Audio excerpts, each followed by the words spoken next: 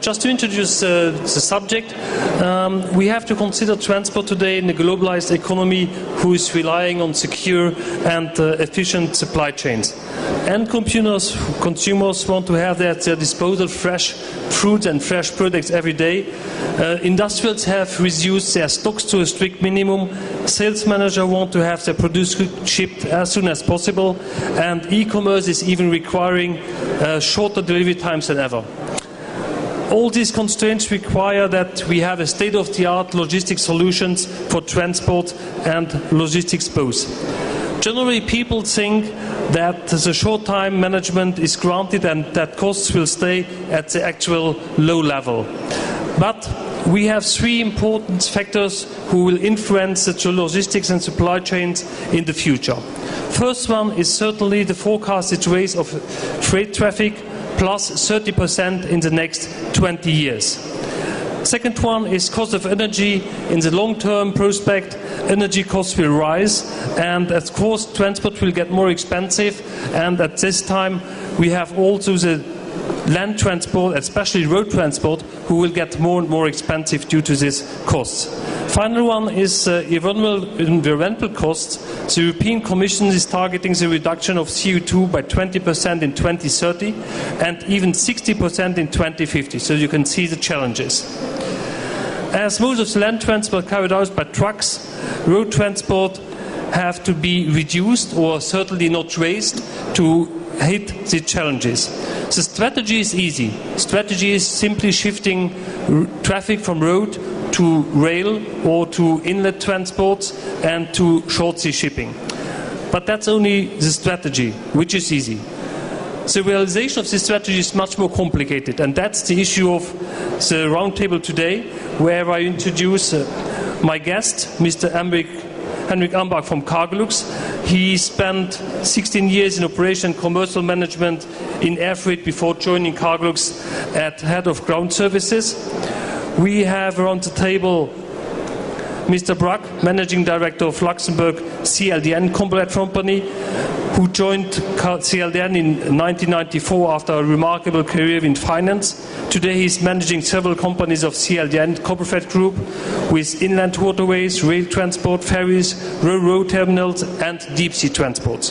The headquarters of CLDN are located in Luxembourg and subsidiaries are in Belgium, France, Netherlands, Sweden and Ireland. I also welcome Mr. Crouan from TransAlliance, who is responsible for studies department in TransAlliance Group. Mr. Crouan joined TransAlliance this year after a long career in DAXA in France. The headquarters of TransAlliance Group are also in Luxembourg, and we have subsidiaries in France, Belgium, Spain, Great Britain, Poland and Hungary. Madame Joëlle Soudet, representing Lanuti France Transport. Lanuti is an Italian company who is specialized in glass transport, has several international subsidiaries in Spain, France, Belgium, Germany, and the headquarters being in Italy, of course. Finally, Mr. Marc Valette, Sales Manager of CFL Multimodal and Director of Rail Operator ELO in Luxembourg. CFL Multimodal is part of CFL Group and is providing all kinds of transport and logistics solutions related to multimodal transport by rail, road with containers, web bodies and craneable trailers. So let's start the discussion. First part of the subject being the road transport. What will be the technical innovations required to develop multimodal transport? First question. And second one, what are the costs or investments which have to be done by a company to get multimodal transport operator or a use of multimodal transport? Maybe we come back to the presentation. So here we are. So railroad transport on European freight corridors. First question to Marc Valette from CFL Multimodals. What will be the technical innovations required to do and develop multimodal transport? In fact, merci Alain. In fact, there is something which is very important. At the moment, multimodal during many years was dedicated to transport containers on the train. Since some years now, we have seen a big development of how to move trailers, because at the end, for transport company, trailers is a key is a key system which is used to forward freight from one place to another place. And that is a key evolution, how to make trailers now coming onto the train, meaning that most of the trailers are not at the moment craneable. So it's a point that we will discuss afterwards. Technically, it's very important to have the adequate system to go on the train. Okay, thank you. We operate, and we are clients, and we are operators in several ports on the North Sea in the RoRo business, and I can assure you that in each and every one, with one exception in the north of England, space is a limiting factor. So that means that if you are putting through your port by ship in, out, hundreds, thousands, and in the case of Rotterdam, of Antwerp, millions of containers, they have to leave the port as soon as possible, or they are expected to arrive as late as possible, because land in the ports is too valuable and is too limited in order to use them as parking spaces. So the speed of handling in the ports is of the essence. And multimodal can help in that by increasing the procedures, the speed of the procedures for, in our case, rolling the containers or rolling the trailers onto the ships. Because also the waiting time for ships in the ports is a very heavy cost factor.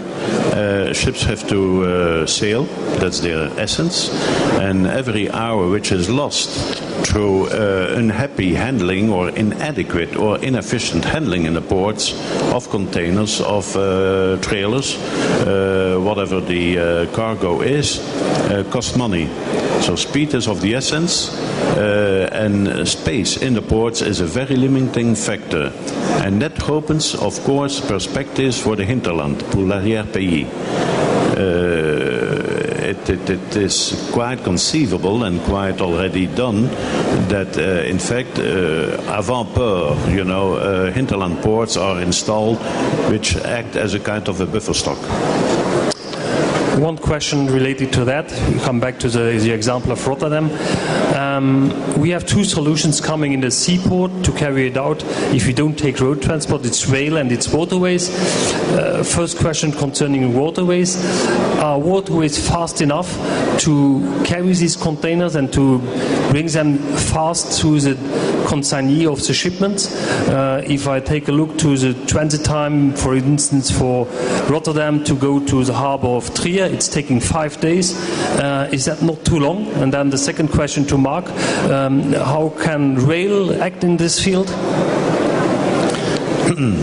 Indeed, inland waterways, le fluvial is at this moment, the poor parent, the poor kid, in the whole supply chain. It has been, from my point of view, neglected for many years, over the past decades even, in Europe. The truth of the matter is that in many countries the infrastructure of the inland waterways is not up to date. It's a matter of locks, it's a matter of width, it's a matter of infrastructure generally. The inland waterway sports, you have a couple of big ones, but that's not good enough. That's one thing. On the other side, inland waterways is a very rather low, slow speed transportation, but there I come back to a general consideration for every one of us. Forwarders should take that into account. I mean, if you're production planning or if you're consumption planning, the way you are ordering and receiving goods in industry or even for commerce, for the supermarkets. If that is adapted intellectually by way of planning to the speed, the average speed of your transportation modes, then you can adjust. And then it is quite possible to use inland waterways, which has other advantages. Speed has a cost, speed has an ecological footprint, which is very heavy, and if you want to reduce that, you will undoubtedly, without any doubt and without any concession, you will have to be slower. A greener economy will generally also, with regard to logistics, be a slower economy. Mark, what is your opinion in that field for rail? It is exactly the same opinion, because as rail operator we see at the moment that everybody is speaking about speed, but in the fact, as Mr. Braque mentioned, at the end speed is not the key issue. What's more important it is to be sure when you give a date for delivery or whatever, you are to be sure that the date could be matched. In fact, something that we see between the different multimodal systems, it is a certain complementarity between the systems. Because, for example, for us, we are operating trains between the North Sea port and Luxembourg, and we see that it takes 6 hours to come from Antwerp to Bettembourg. It could be seen as a long time compared to a truck, but what's more important is to be able to get out of Antwerp very easily, to avoid the traffic jam and so on, to be there in Luxembourg. So it's no more a question of speed, it's more a question on how to design the system which is reliable, sustainable, because at the end the speed is more connection between the demand of the client and the reality of the business. Okay, that leads us to the next subject concerning speeds and concerning the highways of the sea, which is more or less the same subject and waterways, but this time not located on the rivers but on the sea. And of course, Freddy, what is your opinion on that? How can we develop highways of the sea to more have container flows going around Europe instead of going through Europe? It is a real dream and at the same time a real challenge to have more of the intra-European transportation being shipped through the European harbors and being shifted away from, for example, the road transportation. However, there is a huge problem with regard to customs. Yes. There's a huge problem with regard to customs. Theoretically speaking, a container arriving in Antwerp or Rotterdam, destined for Luxembourg, for example, coming from the UK, has to go to the same customs procedure as a container coming from China. Now, you may argue this is intra-European commerce, but it doesn't work that way. In the ports, you have a huge problem with regard to the customs procedures, which have become very heavy. In many countries, government or the ports are trying to install e-customs, but that's not yet up to the point where it should be. But anyway, for the intra-European blue belt, as they call it, you know, in European Commission jargon, blue belt project, for intra-European shipment of multimodal, I mean containers and trailers between European ports, there are procedural and legal problems which make it quite, well, not uncompetitive, but much less competitive than road transportation. If you compare, for example, a container shipped from the south of Italy to the north of Denmark, your lorry driver can go through. If you do it by shipping, you know, you have all kinds of procedures in the port of the departure, but also in the port of destination. There is no comparison, and that's a real handicap. Thank you. I would introduce the next question is how to stimulate multimodal transport, and I found two examples. First one is the Marco Polo project, and where Lanuti has been introduced in that project for transport from Belgium to Spain and Italy. We would like to know a little bit more about that. And also Marco, I know, is also involved in the Marco Polo project with the Lübeck train. Can you explain a little bit more what is the importance of such programs to support and to stimulate multimodal transport? Madame Soudet, if you have some information about that, or Mark, if you prefer. Perhaps something which is important as one of the key issues at the moment that we are facing on the multimodal compared to the road, it is that in general multimodal is seen as more expensive, and I use the term seen as more expensive than trucks, because when we look at the total cost, in some cases we have some differences. What is really important when you have to start a new multimodal service, it is a mass transport, and to have a mass transport transport, you need also to fill all the system very quickly, otherwise you can have a lot of cost without having all the clients, and that is really the key. And in that context, in Europe, for trains, for starting new trains, European Community has defined a program which is called Marco Polo, which is intended to support the starting phases of the new trains. That's very important because the objective is not to subsidize on a long-term train. It has to be profitable, but on the beginning it helps for starting a new line. That's very important, and we use that, for example, on the new train that we have launched between Bettembourg and Lübeck. We have a project to go to Trieste for connection to Turkey, which is also help. And Lanuti Group there has also taken advantage of that to implement and to start new train. In fact, it's really how to help to start a new environmental product on the beginning, but not on the long term. Okay, that's a question for the operator of the line. I suppose it is the same for the operators, the freight forwarders, how to convince them to come to use these multimodal transports, because as we have seen in introductions, there are technical issues, there are terminal issues, there are time issues, and now we have the financial issues at the same time. How can you react on that?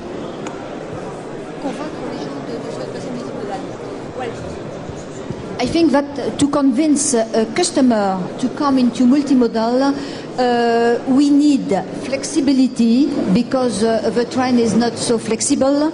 We need reliability.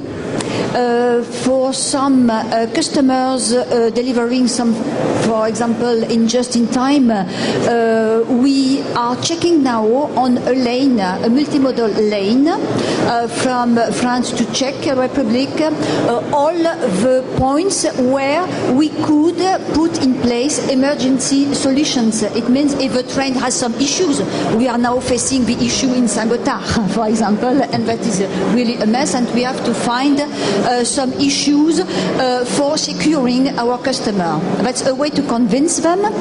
Now, I think that we can't say to the customer that multimodal train is cheaper than road.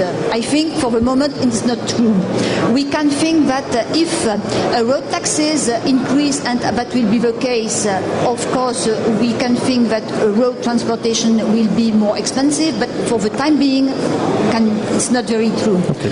What we can sell to our customer to convince them is to take into account for heavy goods the fact that we can take 4 tons more, and that is really very important, 44 tons in multimodal. And the second incentive that's very, very important for big companies and especially foreign companies is the environmental point of view, the savings in CO2. Thank you. Same question, TransAlliance. How do you convince your customers to use multimodal transports? Can you give some examples? Yeah, of course, as TransAlliance, European freight management operator, sure we argue on the same things and already said. One also things is important is that with the train or multimodal solution, we have annual stable prices. So for a company and our customers, this is really important to be at least for 1 year aware of their cost for the transport cost. So this is something very important for our customers. We also have you already said about the transit time, and of course this is important. We have some solutions for fresh products, fruits and vegetables, from Perpignan to Rungis and in France, and this is really important. Of course, this transit time, and to be sure that the train will stop at the right time, and for those products.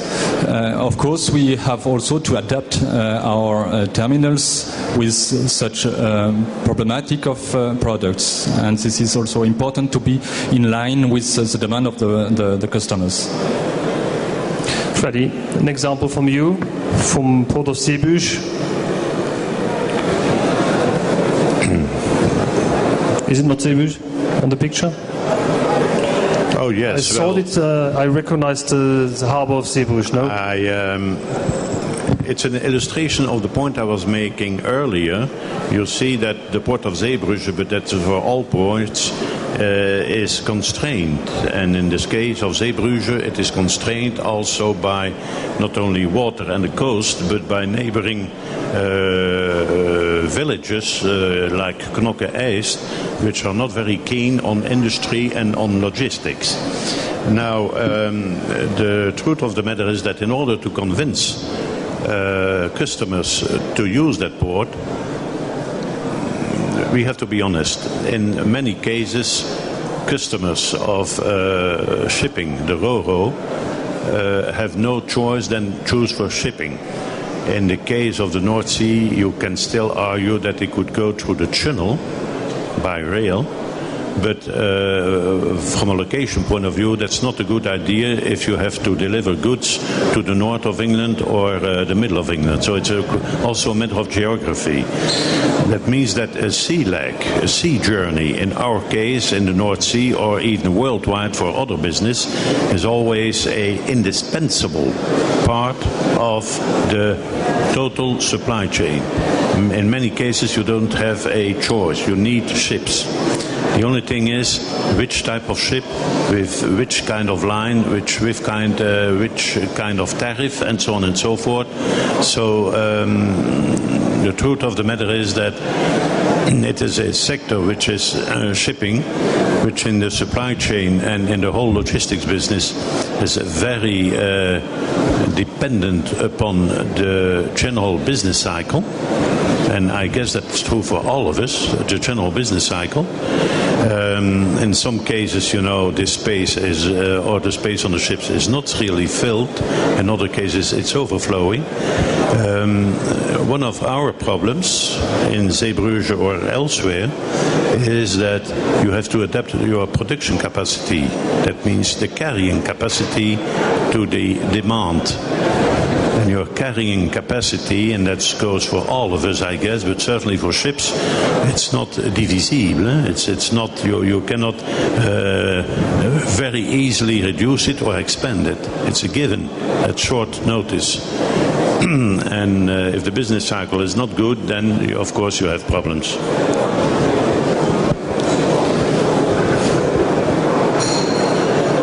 Henrik, maybe some words from your side, how to convince. You are certainly already multimodal because you're not flying the goods at the home of the customers, but of course you have to truck it. And there was the question, could you use multimodal railroad transports for your shipments?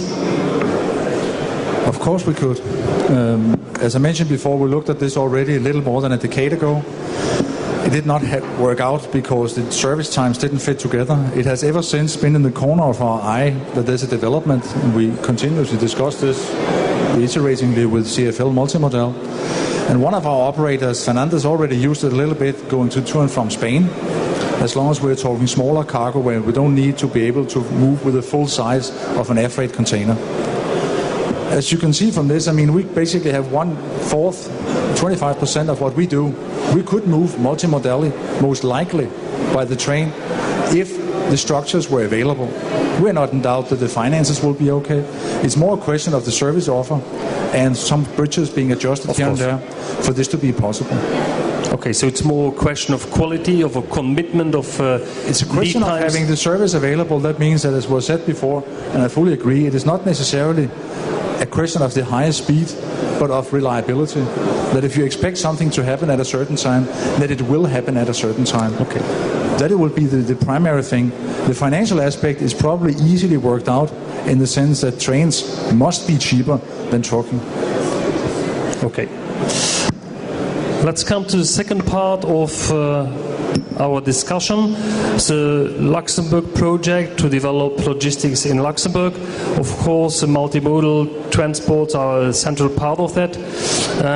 What we can see on the map is a Barry Center analysis for Luxembourg, and what you can see is that some couple of years ago, the place to be situated was more or less in the harbors of the North Sea, be it Antwerp, or be Rotterdam, and there is a tendency on the market to move in the hinterland, what we have already discussed before, because there are no longer spaces in the harbors, so the distribution centers are getting more and more to the hinterland, and there's a part where Luxembourg can play an active role to build up a distribution center here in Luxembourg.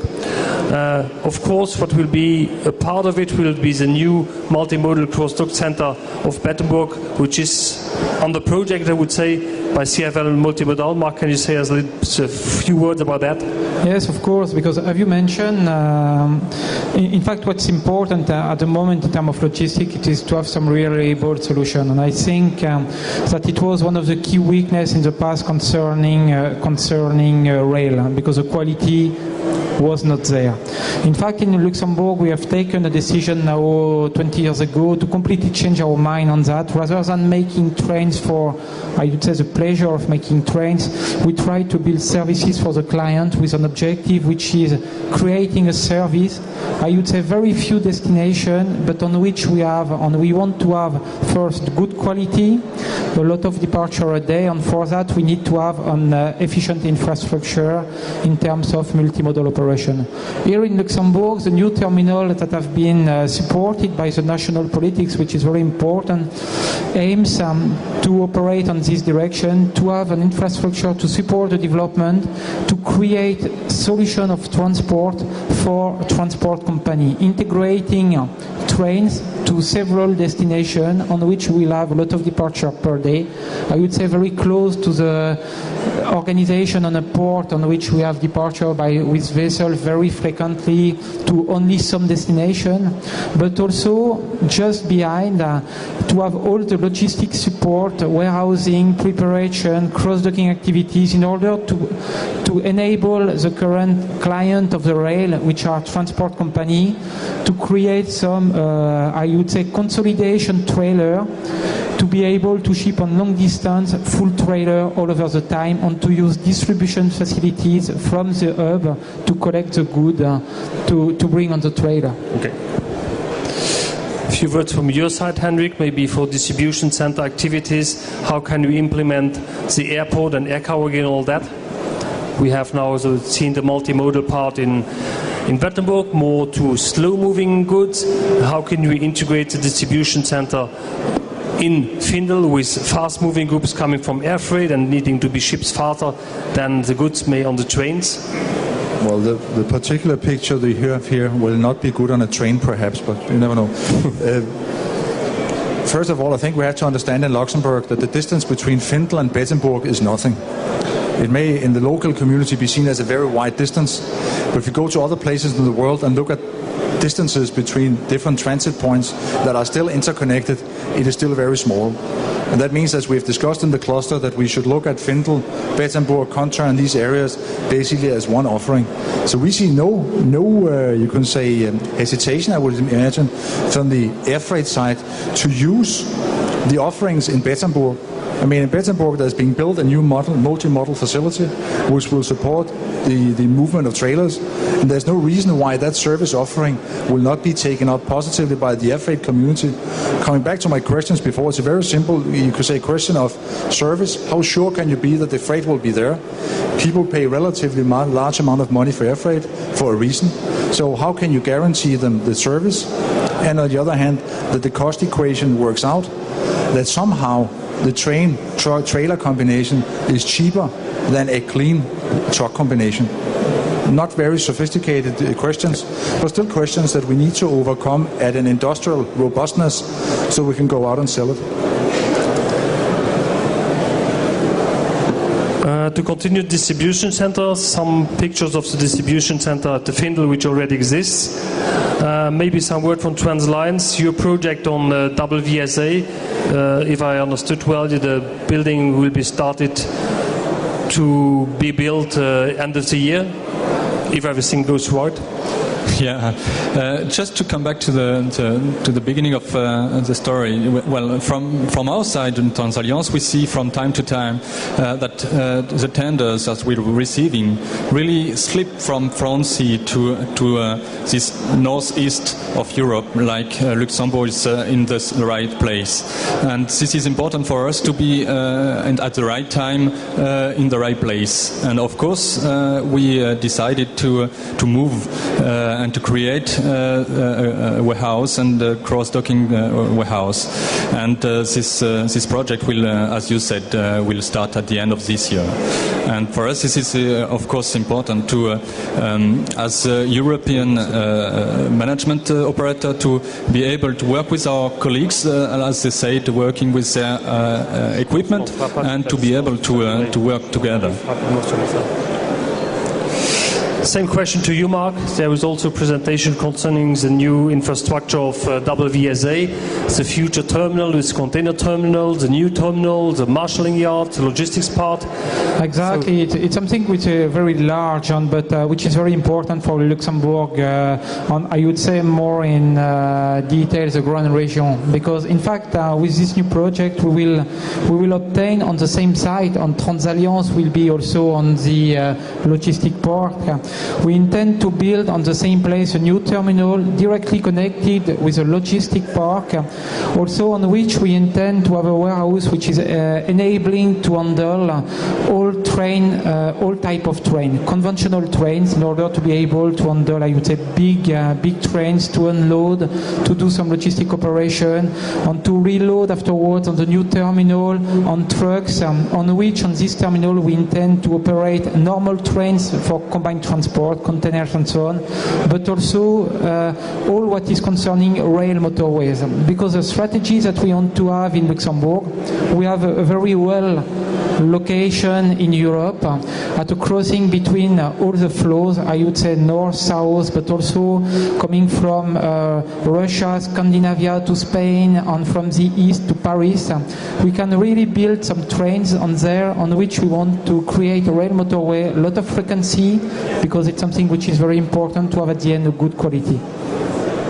Yeah, that was a little bit my summary I wanted to do before to come to the final conclusion of the members of the panel.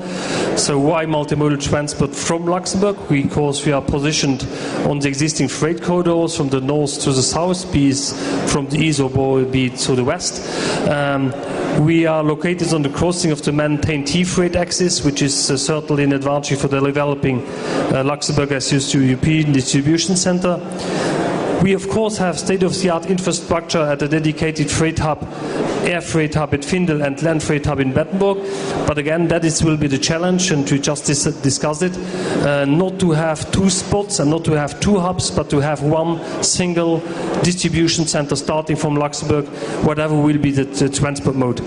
So the conclusion is that there needs to be cooperative multimodality, which will be the key to success, because if we develop everyone in his corner for his part of the market, I think that will not be able to join the target we have fixed each other.